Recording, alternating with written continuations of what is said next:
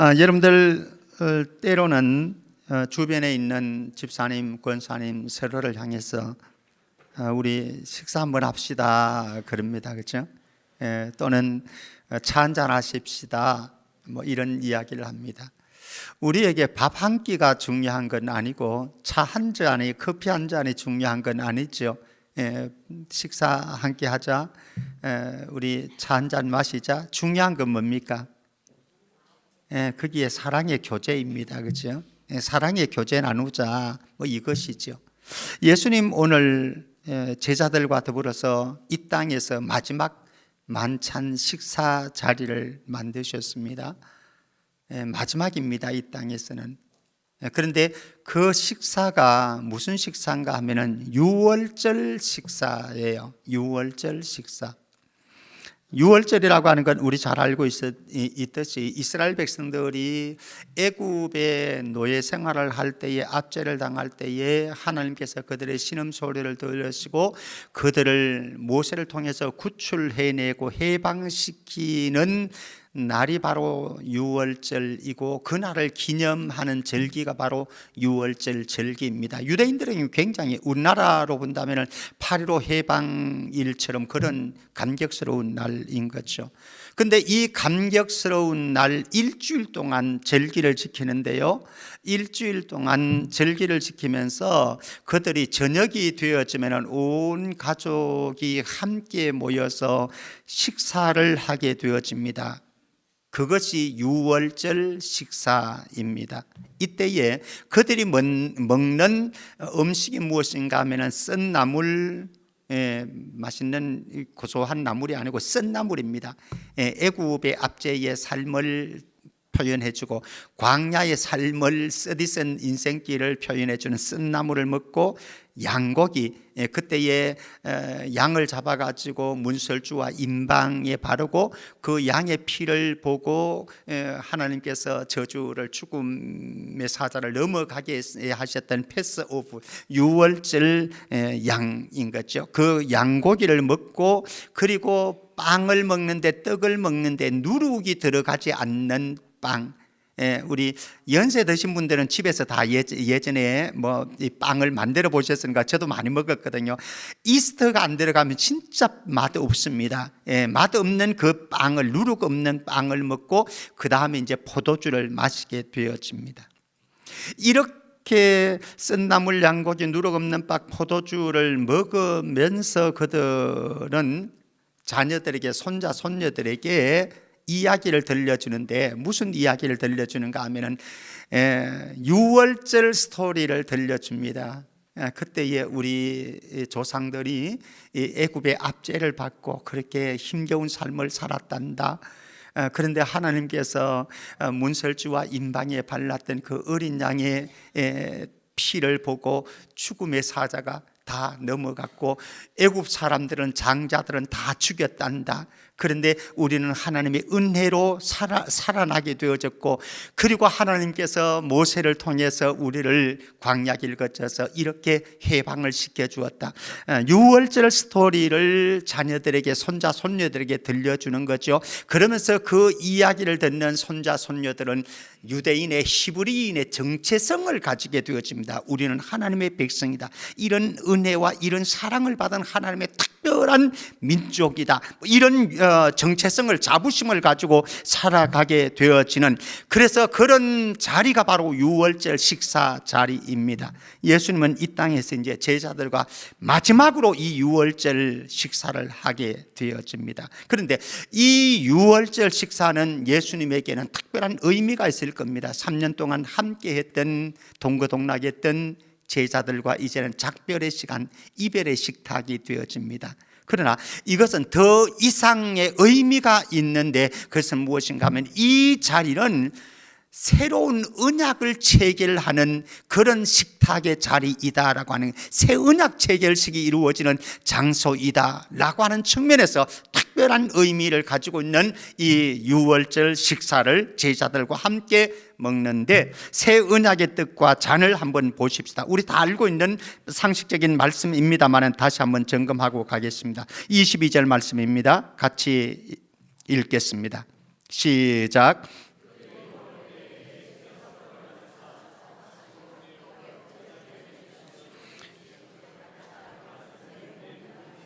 예수님께서 떡을 떼어서 축복기도 하십니다. 그리고 제자들에게 주십니다. 그러면서 말을 합니다. 이것은 내 몸이다. 예수님께서 이 떡을 떼어 주시면서 이들을 지금 어디로 끌고 가는가 하면은 몇 시간 이후에 있게 되어지는 예수님의 죽음의 장소로 끌고 갑니다. 그리고 이들을 골고다 언덕에 서게 만듭니다. 그리고 거기에서 예수님께서 십자가에 죽으실 것을 예고해 주십니다. 그러면서 그때에 찢겨진 내 몸이 바로 이것이다 라고 하면서 십자가 사건을 유월절 마지막 식탁 자리에서 재연을 해주고 있습니다. 예고를 해주고 있습니다.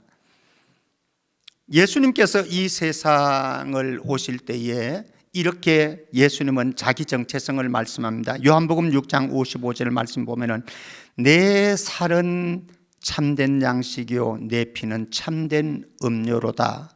예수님의 살은 참된 양식인데 이 참된 양식을 요한복음 6장 58절에서는 이렇게 말씀을 합니다. 이것은 하늘에서 내려온 떡이니, 이렇게 말을 할 때에 유대인들이 들었을 때에, 제자들이 들었을 때에 하늘에서 내려온 떡이니 라고 그럴 때에 당장 연상되어지는 게 있죠.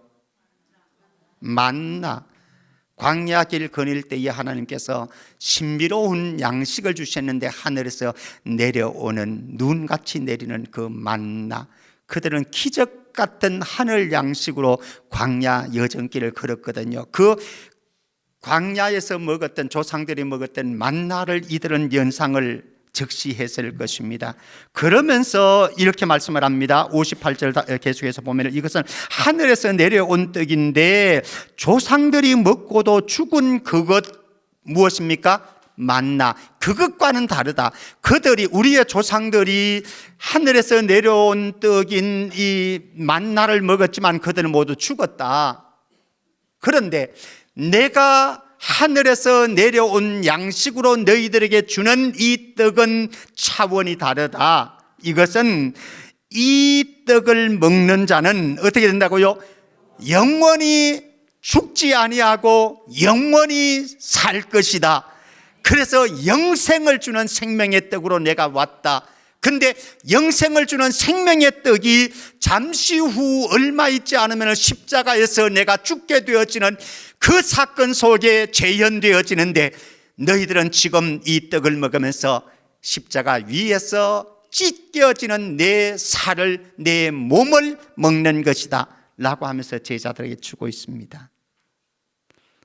여러분들 잠시 후에 떡을 받아 먹습니다. 그냥 쉽게 받아 먹으면 안 됩니다.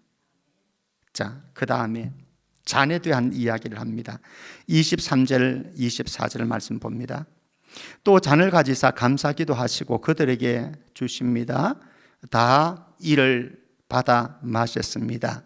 24절 이러시되 이것은 많은 사람을 위하여 흘리는 나의 피인데, 이 피는 뭐라고요? 언약의 피이다 말씀합니다. 여기에 방점이 있습니다. 포도주를 주시면서 이 포도주는 내가 잠시 후면은 십자가에서 죽게 되어질 것이고 그곳에 흘리는 피인데, 이 피는 그냥 피가 아니다. 언약의 피이다. 이렇게 말씀을 합니다. 그러면 언약의 피라고 하는 것이 도대체 무엇인데 예수님께서 이렇게 말씀을 하시는가라고 하는 겁니다. 우리는 알고 있습니다. 이스라엘 백성들이 출애굽을 할 때에 시내산에 머물렀습니다. 그때에 하나님께서 모세를 시내산 꼭대기로 불러 올렸습니다. 그리고 이스라엘 백성들에게 율법을 주십니다. 그리고 십계명을 주셨습니다. 그리고 이스라엘 백성들과 언약을 체결하셨습니다. 모세는 하나님의 율법을 가지고 내려와서 백성들에게 낭독을 하고 언약 체결식을 했습니다. 하나님은 우리의 하나님이시고 너희는 하나님의 백성이다 라고 하는 언약 체결을 하면서 모세는 제단에 어린 양을 잡은 그 피를 뿌렸습니다. 그 피가 바로 잠시 후면은 예수님께서 십자가에서 죽으실 그 피고, 그 피가 지금 예수님이 성만찬을 베풀면서 제자들에게 지금 나누어 주고 있는 이 피다라고 하는 겁니다.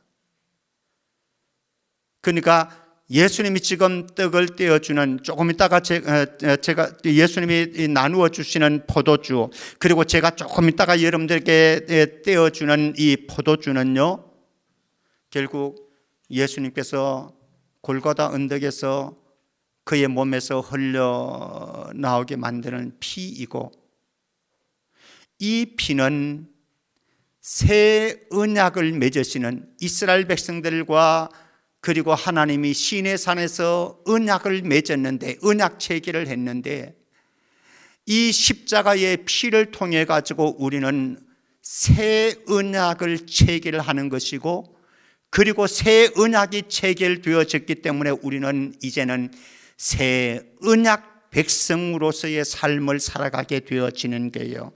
그리고 하나님은 말씀합니다. 나는 너희들의 하나님이다.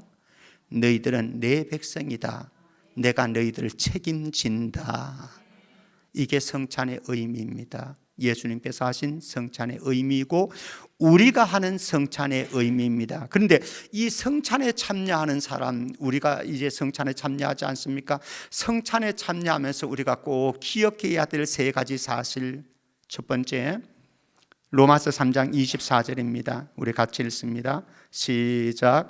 그리스도 예수 안에 있는 속량으로 말미암아 하나님의 은혜로 값없이 의롭다 하심을 얻은 자 되었느니라. 우리는 본래 죄인입니다.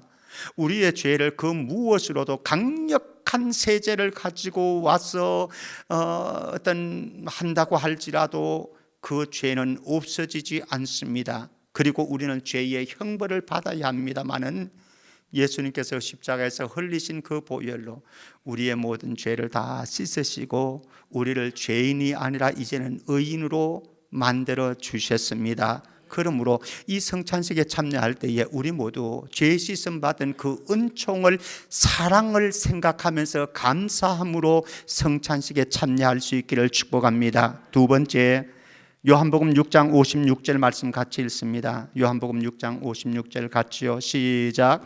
내 살을 먹고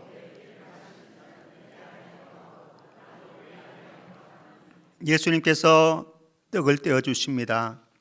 그들은 그 빵을 먹습니다. 그리고 예수님께서 포도주를 나누어 주셨습니다. 그들은 포도주를 마십니다.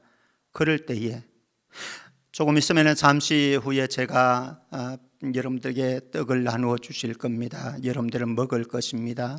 그때에 예수님이 내 안에 들어오십니다. 제가 포도주를 나누어 드릴 겁니다. 예수님께서 내 안에 들어오십니다. 그래서 너희가 내 안에 있고 내가 너희 안에 있는 신비적인 연합의 사건이 이 성찬식에서 이루어지는 거예요. 그저 우리가 밥 한 끼 먹는 정도가 아닙니다. 이 사건은 언약 체결의 현장이고 예수님과 우리가 신비적인 연합을 이루는 한 몸 되어지는 사건이 이루어지는 곳이 이 성찬이다. 이거 잊어버리고 하면은 의미가 없습니다. 여러분들 나그네 인생길 살아가는데 나 홀로 걸어간다고 생각하지 마십시오. 외로워하지 마십시오. 고달파하지도 마십시오. 여러분들 안에 신비적인 연합을 이루신 예수님께서 여러분들과 늘 동행하고 계심을 잊지 않기를 축복합니다. 에베소서 2장 14절 세 번째입니다. 에베소서 2장 14절 같이 읽습니다. 시작.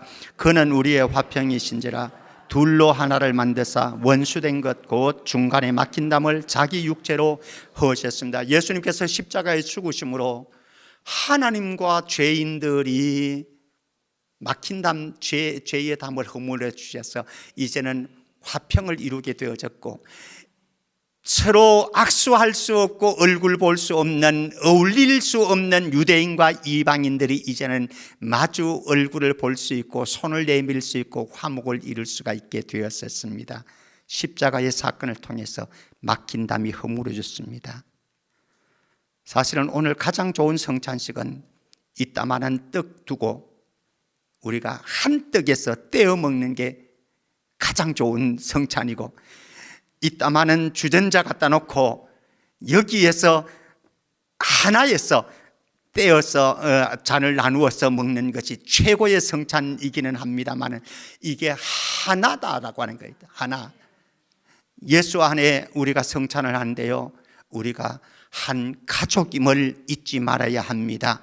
한 피로 맺어진 한 가족, 하나님을 한 하나님 아버지라고 부르는 가족임을 기억하면서, 마지막으로 25절 말씀, 25절. 진실로 너희에게 이르노니 내가 포도나무에서 난 것을 하나님 나라에서 새 것으로 마시는 날까지 다시 마시지 아니하리라 하시라. 예수님이 이제 제자들과 이 땅에서 마지막 더 이상 유월절 만찬을 나눌 수가 없습니다.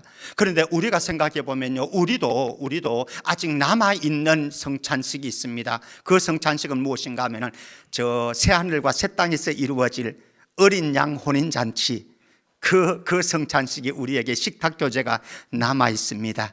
광야 인생길 걸어가는 동안 때로는 고달프고 힘들지만 그날 소망하며 새하늘과 새 땅에서 이루어질 어린 양 혼인잔치 생각하고, 우리 어린 양의 신부로서 이 땅에서 성결하게 깨끗하게 믿음으로 살다가 언젠가 우리 저 하늘 날아가서 우리의 신랑 예수 그리스도와 아름다운 잔치 벌일 수 있기를 주의 이름으로 축복합니다.